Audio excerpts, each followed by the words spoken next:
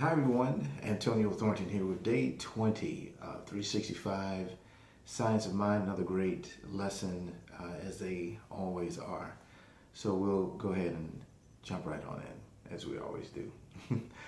And today's lesson is I accept the heritage of happiness.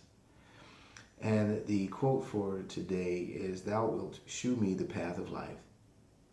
In thy presence is fullness of joy. At thy right hand there are pleasures forevermore." That's from Psalm 16 and 11. And the text reads, "We should daily feel a deeper union with life, a greater sense of that indwelling God, the God of the everywhere within us. When we speak into this mind, we have sown the seed of thought in the absolute and may rest in peace. Nothing in our thought about God should produce sadness or depression. Rather, it should be quite the reverse, because our faith in and love of God should give us such confidence and such a sense of security that we should indeed be able to say joy to the world. The Lord has come."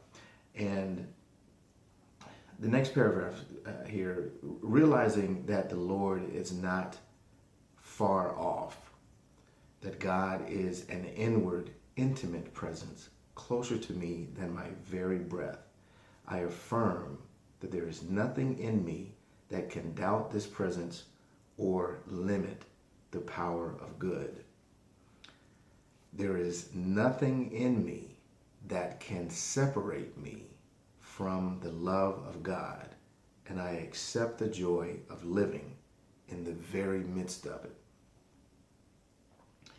The divine presence leads me on the pathway of peace, and I'm going to skip down here. It says, "Today I accept this action gratefully and realize that it brings into my experience everything necessary to my happiness." There are a few lessons or a few things that I would like to bring out for this lesson. The one is in the title, is I accept the heritage of happiness. And what really resonates with me is the word heritage. Dictionary.com defines heritage as a property that is or may be inherited or an inheritance. And when you think about that, happiness is an inheritance for us. It's inherently in our existence and in our being. And the real affirmation is I accept the heritage of happiness. That is a part of our job. That is a part of our duty and our task to ourselves, is to allow happiness and joy and peace into our lives. And one of the other things that I feel is an extension of that is this statement: nothing in our thought about God should produce sadness or depression. So what does that mean when we're experiencing those things? When we're experiencing sadness, depression, anger, frustration, upset, what are we actually experiencing? Well, what I would say is that we are actually experiencing a short-term amnesia. We're experiencing a forgetting. We are forgetting who we are. We are forgetting what we are. We are forgetting that we, a part of the infinite mind, can do, can be, can achieve anything. So outside circumstances really should have no impact on us other than the realization that everything that occurs from love. Whether it looks like that or not, whether it feels like that or not, there can be nothing else. Because if God is all there is, God is love, then everything we experience is love.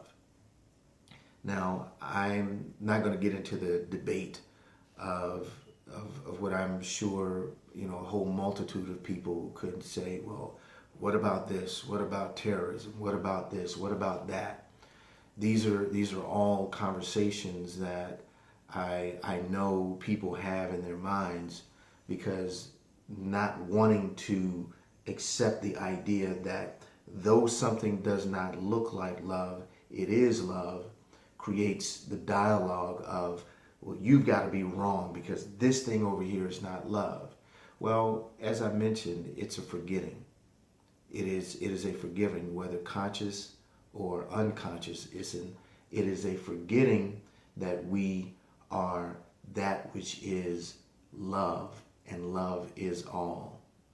So when we forget that, when we fool ourselves, when we convince ourselves that all is not love, when we convince ourselves that we are not of God, things do show up as quote unquote negative or bad, or as the text says, sadness and depression. And it says again, nothing in our thought about God should produce that. Nothing. No thing, nothing at all.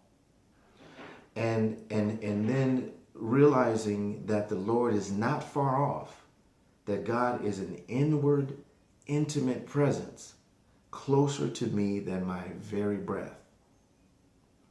I affirm that there's nothing in me that can doubt this presence or limit the power. And here's one of the most powerful phrases from this lesson. There is nothing in me that can separate me from the love of God, and I accept the joy of living in the very midst of it. Now think about that. How powerful that there is nothing in me that can separate me from the love of God. Nothing in me. So even in our forgetting, even in the ridiculousness of what we create, the drama, and the anger, the upset, and all those things, even amongst all of those things, we can never be separate from God. We can't be, not spiritually, not even physically. We can't be separate because God is all, and we are that. So there is no separation. So the practical application from this lesson, I feel, is for you to recognize when you find yourself in a place of upset in any capacity, whether it be sadness, hurt, anger, frustration, irritation, whatever the case may be, recognize it for what it is. It's a forgetting. It is a forgetting about who you are and what you are. And give yourself the opportunity then to know that whatever the situation is that you're experiencing, it's not bigger than you, it's not greater than you, it's not more powerful, it's not stronger than you. The situation that is occurring at whatever time is causing the upset is an extension of what you need for your own growth and development. It's something that you have called forth, whether consciously or unconsciously. You've called it forth. And when you recognize that you have called it forth from a place of love, it completely changes the context of that thing. It completely changes what it is and how you perceive it. So that's it for today's lesson. And you can always, again, check out the link in the description for the book. And again, like, share, comment. And I would love to, get your feedback on what you think about this particular lesson or any lesson. I look forward to seeing you tomorrow on day number 21. Take care.